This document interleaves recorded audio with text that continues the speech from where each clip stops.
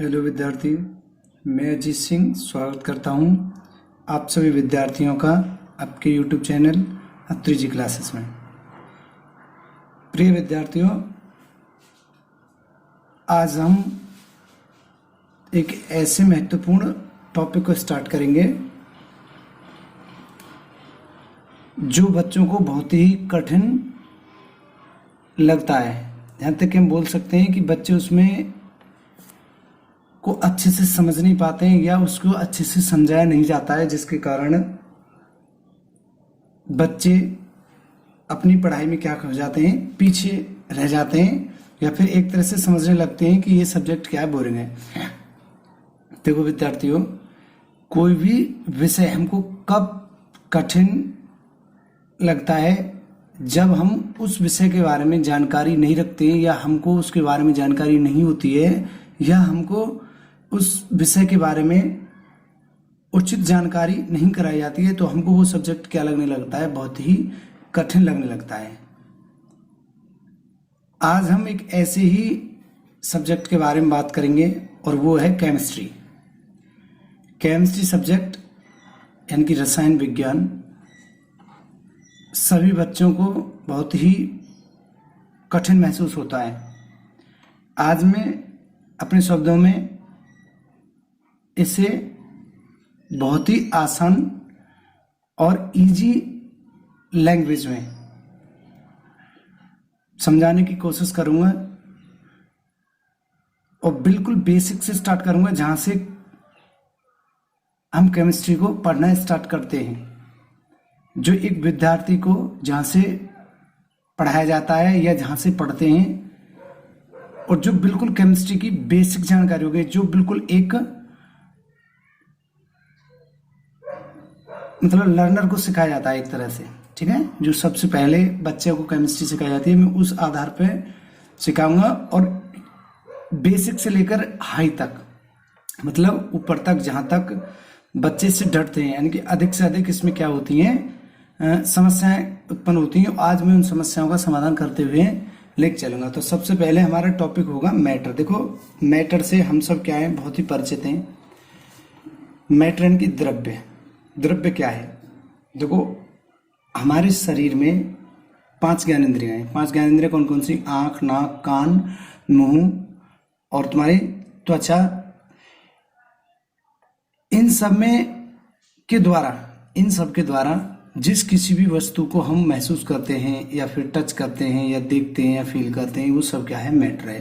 यानी कि प्रकृति में जो भी कुछ हमें दिखाई दे रहा है, जो भी कुछ विद्यमान है, वो सब क्या है, मैटर है, ठीक है। तो आज हम मैटर के बारे में बात करेंगे कि मैटर होता क्या है, मैटर की क्या क्या स्टेट्स होती हैं, मतलब क्या क्या अवस्थाएं होती हैं, और किस अवस्था में हम क्या पढ़ते हैं, कौन सी अवस्था किस प्रकार की गुण रखती है, ठीक है। तो इनके बारे में हम बेसिक जानकारी करेंगे कि आज हम सबसे पहले जानकारी करेंगे मैटर चार्ट के बारे में। यानी कि इस चार्ट के अंतर्गत सभी विद्यार्थियों को कि ऐसी ऊर्जा उत्पन्न होगी जो इसे पढ़ने के बाद में केमिस्ट्री उन्हें अधिक से अधिक समझ में आने की संभावना होगी और एक ऊर्जा का स्रोत बन के उभरेगी ये, ठीक है। तो सबसे पहले हम बात करते हैं मैटर यानी कि मैं दोनों लैंग्वेज में बताऊंगा, हिंदी में और इंग्लिश में, और बहुत इजी भाषा में, ठीक है। तो सबसे पहले हम बात करते हैं मैटर की, ठीक है। यानी कि इसे बोलते हैं द्रव्य, ठीक है, द्रव्य। देखो, बहुत से स्टूडेंट कंफ्यूज हो जाते हैं द्रव्य और द्रव में, ठीक है। इस चीज को खासकर ध्यान रखें कि जो द्रव है, जो द्रव्य की एक अवस्था है, द्रव और द्रव्य में अंतर है। एक तरह से बोल सकते हैं कि द्रव्य क्या है, एक मेन, मतलब एक तरह से बोल सकते हैं कि फादर है, और जो द्रव है, द्रव मतलब लिक्विड जो है, वो द्रव का क्या है, एक बेटा यानी कि पार्ट है, ठीक है। तो सबसे पहले हम द्रव्य बात करेंगे। द्रव्य 2 प्रकार का होता है। मेनली द्रव्य किससे होता है, 2 प्रकार का। तो द्रव्य की 2 प्रॉपर्टी पाई जाती है, एक तो फिजिकल और एक केमिकल, यानी कि एक भौतिक और एक रासायनिक, ठीक है। तो सबसे पहले हम देखते हैं एक एक करके, यानी कि एक तो होती है फिजिकल यानी कि इसे बोलते हैं भौतिक। ठीक है, इसके बारे में हम भौतिक अवस्थाओं को पढ़ेंगे। इसमें हम फिजिकल, देखो फिजिकल क्या होती है, जिसे हम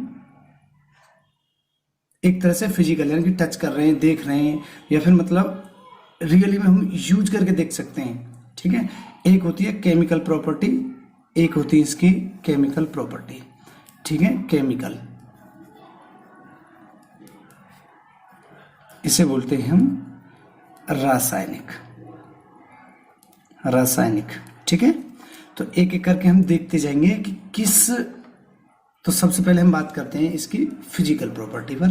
तो फिजिकल में क्या क्या आती हैं, देखो फिजिकल प्रॉपर्टी के अंतर्गत हम इसकी जितनी भी फिजिकल स्टेट हैं, यानी कि जो एक दूसरे में क्या हो जाती हैं, परिवर्तित हो जाती हैं, जैसे सॉलिड, लिक्विड, गैस। ठीक है, और इनके बारे में हम जनरली पढ़ते हैं। आप सभी जानते हो कि ठोस आपने देखा भी है, यानी कि जो वस्तु क्या होती है, हार्ड होती है पकड़ने में। ठीक है, एक तरह से नॉर्मली उसमें। अब हम केमिस्ट्री की भाषा के अनुसार भी बात करेंगे। और द्रव क्या होता है, जिसे हम लीटर वगैरह से मापते हैं, यानी कि जो फ्लूइड यानी कि जो बह जाता है, जिसे हम डाल देते हैं वो बह के चल देता है। ठीक है, और गैस क्या होती है, गैस हमको क्या है, ना तो दिखाई देती है, ठीक है, और सिर्फ इससे क्या करते हैं, हम महसूस करते हैं। लेकिन इसमें क्या होता है, इनमें सब में द्रव्यमान, मास, भार सभी में पाया जाता है। ठीक है, तो इसकी अब देखेंगे हम इसकी कौन कौन सी अवस्थाएं हैं। देखो जनरली हम क्या पढ़ते हैं, हम 3 अवस्थाओं को पढ़ते हैं, लेकिन इसकी टोटल में कितनी अवस्थाएं, 5। तो मैं उन दोनों को भी बताऊंगा कौन कौन सी हैं। तो सबसे पहले हम एक पढ़ते हैं ठोस को, यानी कि इसे सॉलिड। ठीक है, और दूसरी है तुम्हारी द्रव, यानी कि लिक्विड। ठीक है, और तीसरी है हमारी गैस, यानी कि गैस। ठीक है, तो ये तीनों क्या हैं, सॉलिड, लिक्विड और गैस। अब 2 अवस्थाएं और हैं, वो कौन कौन सी हैं, वो है एक boss-Einstein condensate. Boss-Einstein condensate, boss-Einstein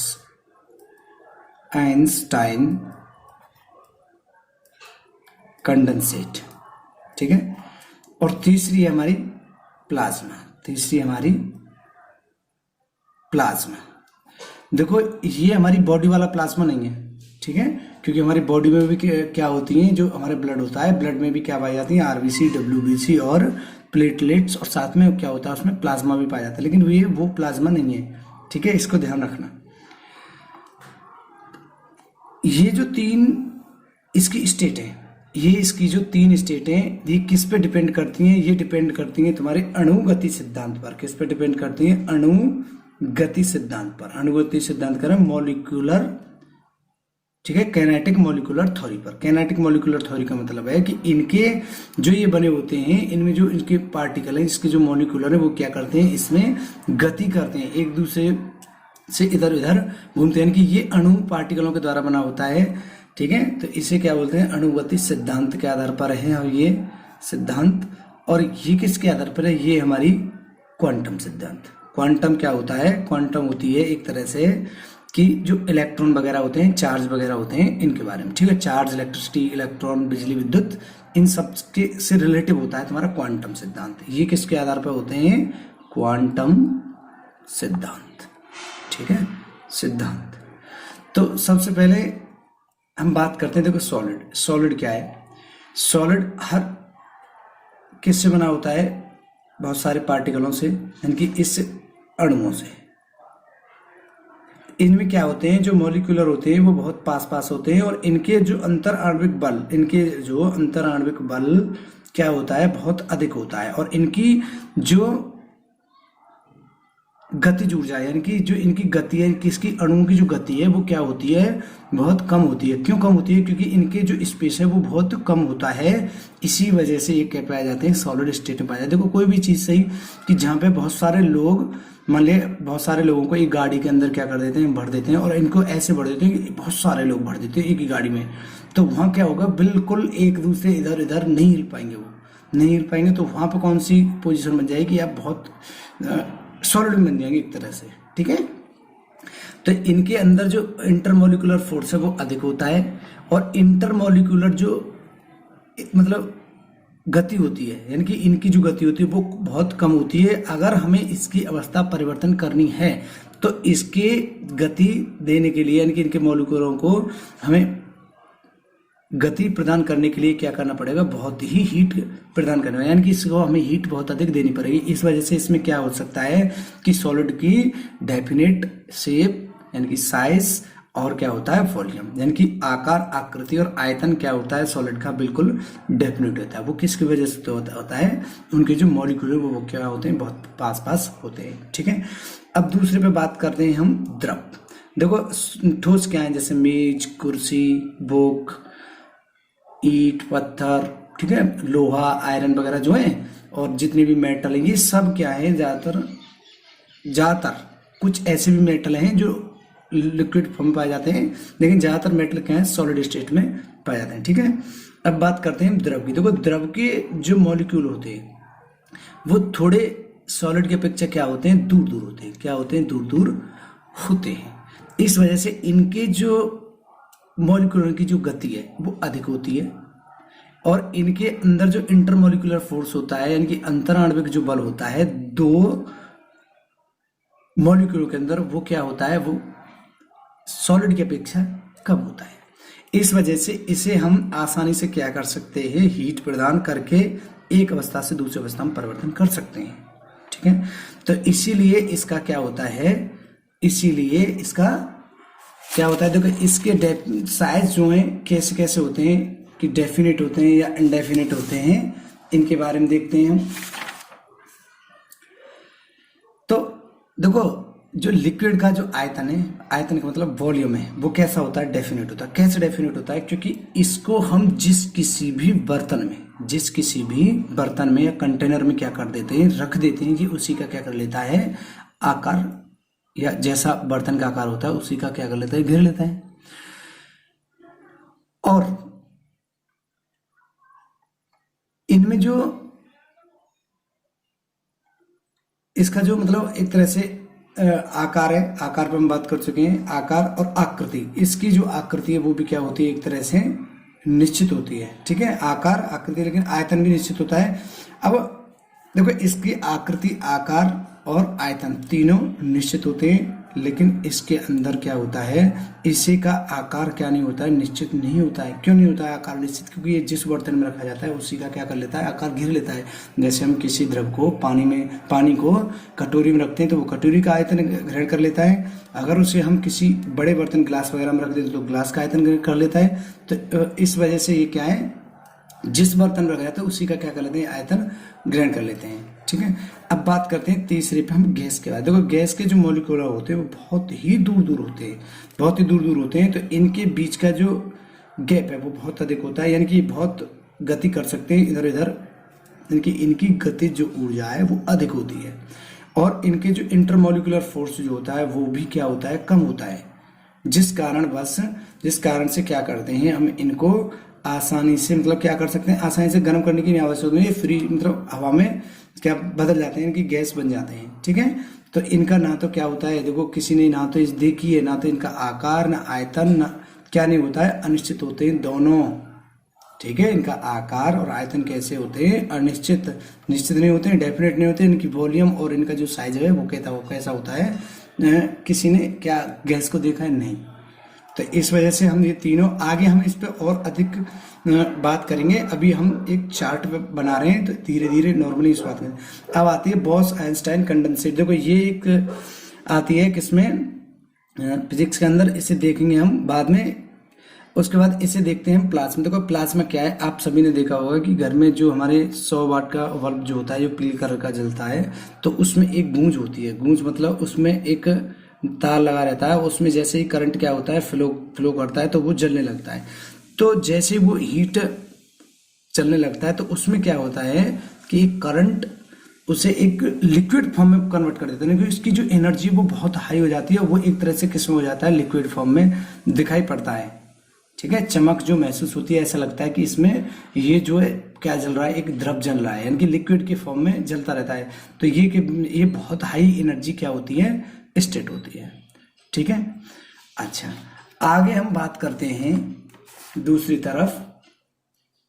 देखो, ठोस दो प्रकार का होता है, ठीक है। अगर हम ठोस पे बात करें तो 11वीं क्लास में आएगा ये। ठोस पे हम बात करते हैं तो ठोस भी दो प्रकार का होता है। कैसा? क्रिस्टलीय और अक्रिस्टलीय। क्रिस्टल का मतलब है ठोस दो प्रकार का होता है, एक तो दानेदार होता है, दूसरा कैसा होता है?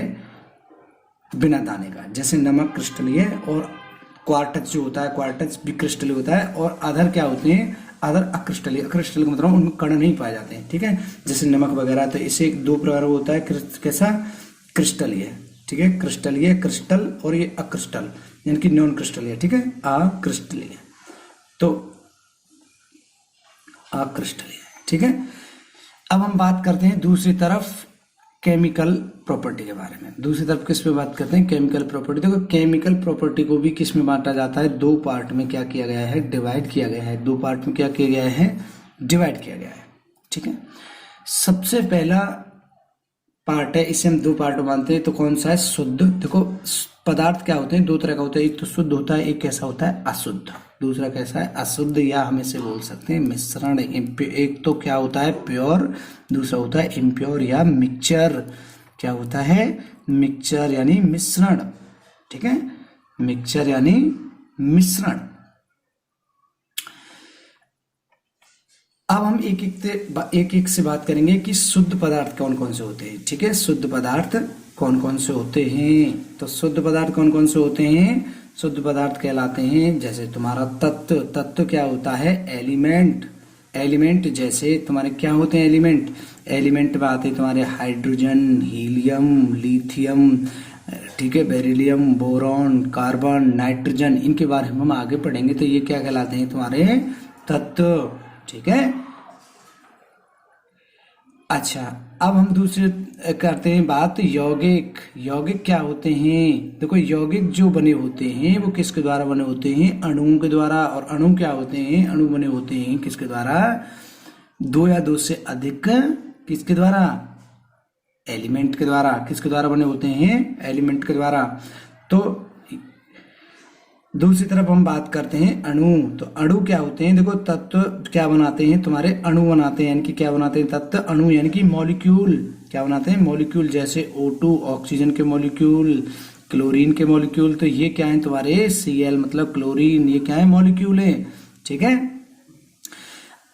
अब देखो, देखते हैं कि तत्व होते कितने प्रकार के हैं। देखो, तत्व भी तीन प्रकार के होते हैं। कौन कौन से होते हैं? तीन प्रकार के। आपने सुना होगा, मेटल, नॉन मेटल और मेटलॉइड। तो देखते हैं कि मेटल, नॉन मेटल और मेटलॉइड क्या होते हैं, ठीक है। मेटल, नॉन मेटल और मेटलॉइड। देखो, मेटल सबसे पहले होते हैं धातु। इन्हें वो नाम वो क्या बोलते हैं? निम्न धातु, और इसे बोलते हैं अधातु। और एक होते हैं उपधातु, ठीक है। एक होते हैं धातु, अधातु और उपधातु। इसे हम ऐसे नहीं बोल सकते हैं कि ये सॉलिड होते हैं, ये लिक्विड होते हैं या गैस होते हैं, नहीं। क्योंकि कुछ धातु लिक्विड भी पाए जाते हैं और कुछ अधातु सॉलिड और लिक्विड और गैस भी पाए जाते हैं। तो इस आधार पर हम इनकी एक प्रॉपर डेफिनेशन नहीं दे सकते हैं।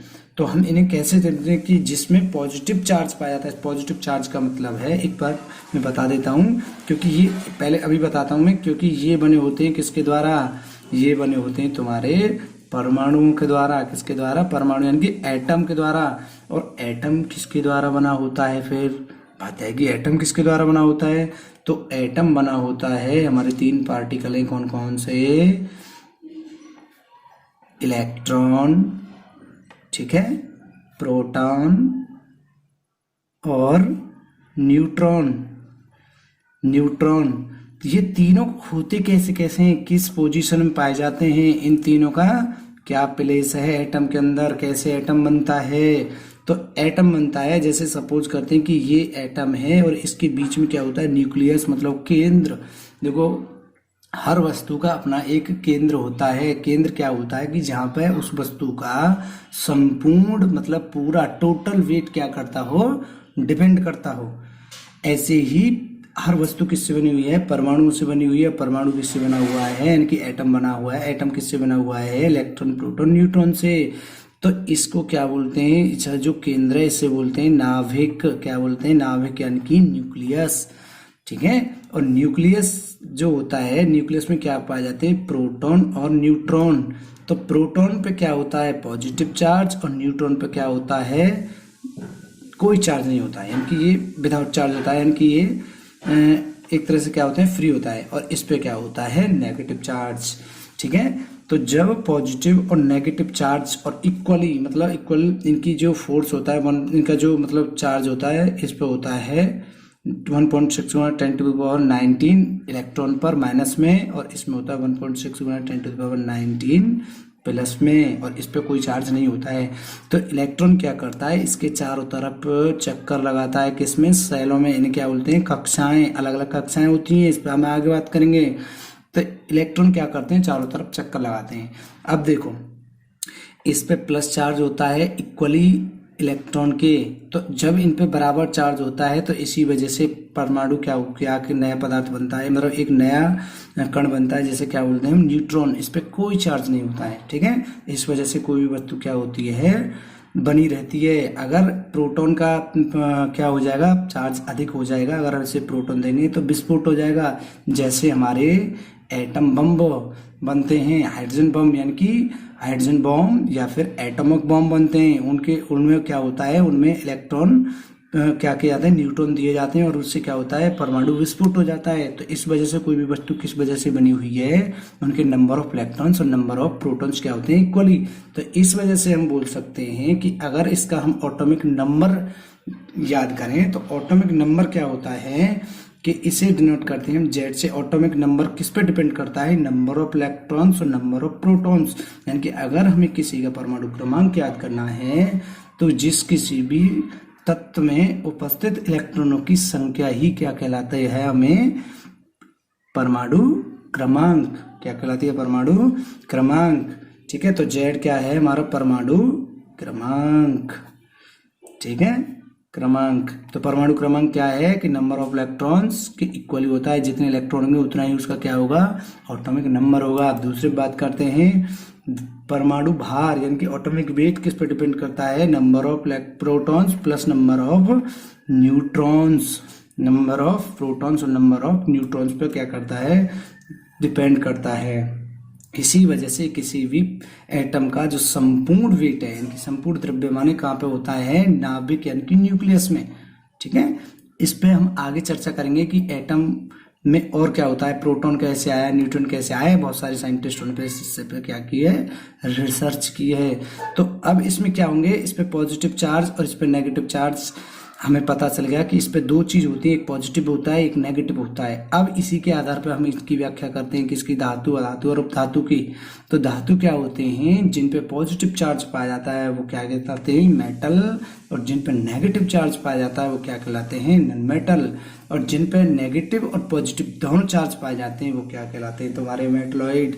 तो सबसे पहले हम देखते हैं एक तरह से कि धातु क्या होते हैं, जैसे तुम्हारा आयरन, Fe। ठीक है। और अधातु क्या है तुम्हारे, जैसे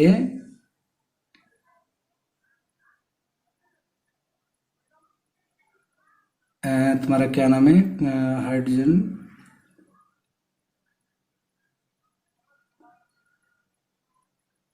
तो ये क्या होते हैं तुम्हारे, मान लिया जैसे नाइट्रोजन।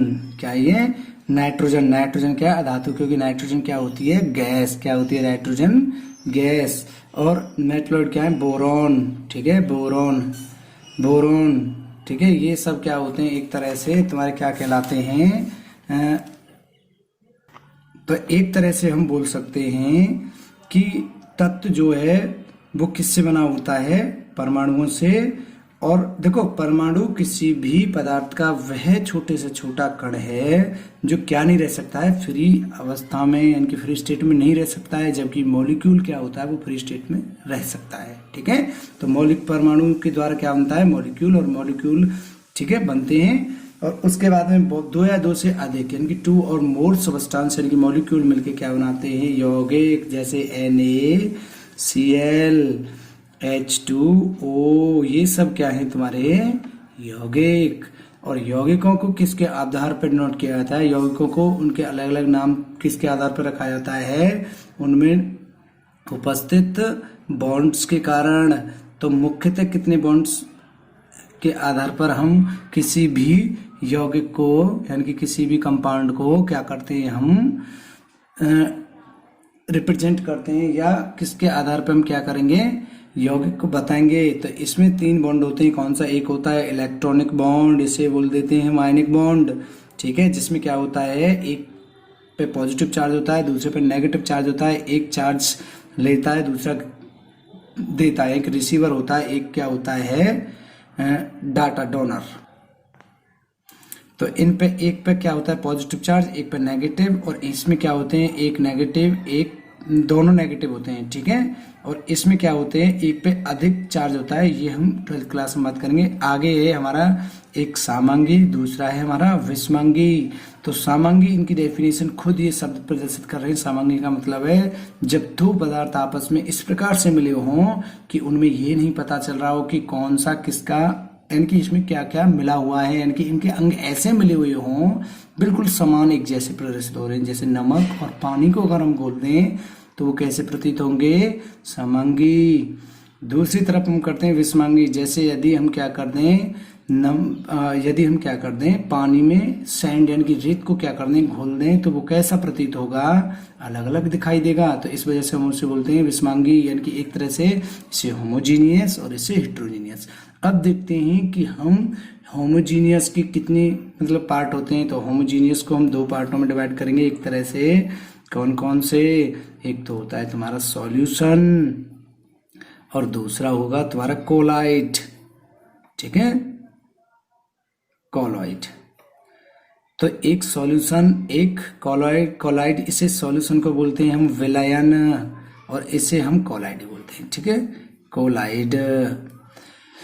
अब देखो हम देखते हैं कि विलयन, तो विलयन क्या है। देखो हम अपने जीवन में बहुत सारे विलयन यानी कि मिले मिक्सचर देखते हैं। तो कैसे देखते हैं कि देखो दूध में पानी, चाय में पानी, ठीक है, और नींबू पानी, तो ये सब क्या है, हमारे एक तरह से विलयन हैं। तो विलयन में भी किस किस से बनता है, 2 से। कौन से? एक तो उसमें घुलने वाला होगा, एक घुलने वाला होगा, अर्थात एक सॉल्यूट होगा, एक सॉल्वेंट होगा। तो सॉल्यूट कौन सा होता है, सॉल्यूट उसे कहते हैं जो क्या करता है, घुलता है, जो क्या करता है, घुलता है। और सॉल्वेंट किसे बोलते हैं, जो घुलता है, यानी कि सॉल्यूट, यानी कि विले क्या होगा, जैसे चीनी, नमक, ये सब क्या है, घुलते हैं किसमें, जैसे पानी, मान लो पानी क्या हो गया, सॉल्वेंट। पानी ऐसा क्या है, सॉल्वेंट। सॉल्वेंट का मतलब है विलायक। ये कैसा, एक नेचुरल सॉल्वेंट है। कैसा सॉल्वेंट है, प्राकृतिक विलायक है, ठीक है। पानी और भी है जिनमें क्या कर जाते हैं, ये घुल जाते हैं, ठीक है। अब हम बात करते हैं कि सॉल्यूशन अदर तरह से भी क्या होता है, 2 प्रकार का होता है। कैसे 2 प्रकार का होता है, एक होता है सैचुरेटेड, एक होता है अनसैचुरेटेड। एक होता है संतृप्त और एक होता है असंतृप्त। देखो संतृप्त और असंतृप्त को ऐसे समझेंगे जैसे आप में से लोग खाना खाते हैं। खाना खाने के बाद में पेट जब भर जाता है तो कैसे कहते हैं कि हम बिल्कुल तृप्त हैं यार, अब और अधिक आवश्यकता नहीं है। तो वो कहलाएगा संतृप्त। और असंतृप्त कौन होता है, जो एक बार खाने के बाद और खाने की आवश्यकता पड़ जाए, यानी कि और भी खा सकता हो, उसे क्या बोलेंगे, एक तरह से असंतृप्त।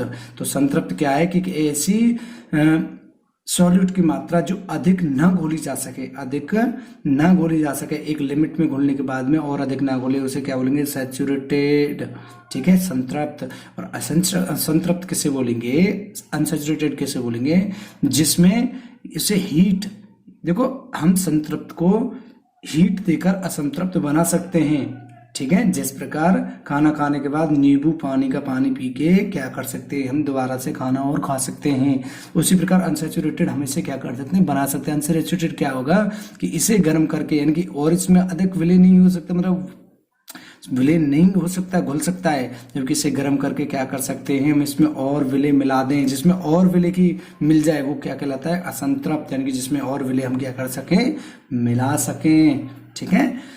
तो ये कहलाता है असंतृप्त। आगे है हमारा दूसरी तरफ, देखो हमें यहाँ बात की थी विषमांगी। विषमांगी यानी कि हेट्रोजीनियस में बात करें तो हेट्रोजीनियस में आता है तुम्हारा सस्पेंशन, ठीक है, सस्पेंशन। इसमें क्या होता है कि इसमें जो पार्टिकल हैं वो अलग अलग दिखाई पड़ते हैं, इनकी पूर्ण रूप से मिक्स नहीं होते हैं, उनको आपस में मिला सकता है। और इनका क्या किया जाता है, इन्हें हम क्या कर सकते हैं, सेपरेट कर सकते हैं। किसे कर सकते हैं, सेपरेट, सस्पेंशन को, ठीक है, सेपरेट क्या कर सकते हैं, इनमें से सेपरेट का मतलब अलग कर सकते हैं। तो सेपरेट की अलग अलग विधियां, जैसे किसी को फिल्ट्रेशन करना, छानना, नितारना, डिस्टिलेशन करना, ठीक है, और किसी को क्या करना को मतलब तुम्हारे मैग्नेट के द्वारा भी हम क्या कर सकते हैं, फिल्ट्रेशन कर सकते हैं। तो बहुत सारी प्रोसेस हैं, छानना, बीनना और फटकना, ये सभी क्या कहलाती हैं, तुम्हारे एक तरह से जो फिल्ट्रेशन है प्रोसेस कहलाते हैं, ठीक है। इन्हें क्या कर सकते हैं, हम छान सकते हैं। तो मुझे लगता है कि इसके अंतर्गत मैंने बहुत सारी जानकारियां भरी हैं जो सभी विद्यार्थियों के लिए एक क्या कहलाएंगे, बहुत ही महत्वपूर्ण चार्ट सिद्ध होगा, ठीक है। मैं इसे एक बार दोबारा से क्या कर देता हूँ, दिखा देता हूँ एक एक करके। और मुझे लगता है कि सभी विद्यार्थियों के क्या होगा बहुत ही अच्छा और सहायक सिद्ध होगा।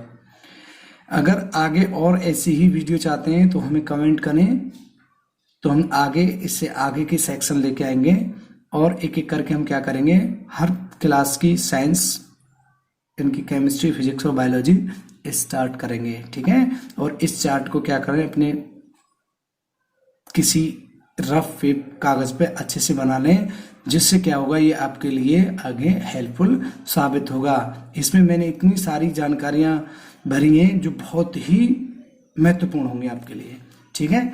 तो चलिए हम आज का टॉपिक यहीं समाप्त करते हैं और कल इससे आगे जो भी टॉपिक आता है हमें कमेंट करके बताएं, तो उसी हिसाब से हम आगे स्टार्ट करेंगे, ठीक है। तो जय हिंद, जय भारत।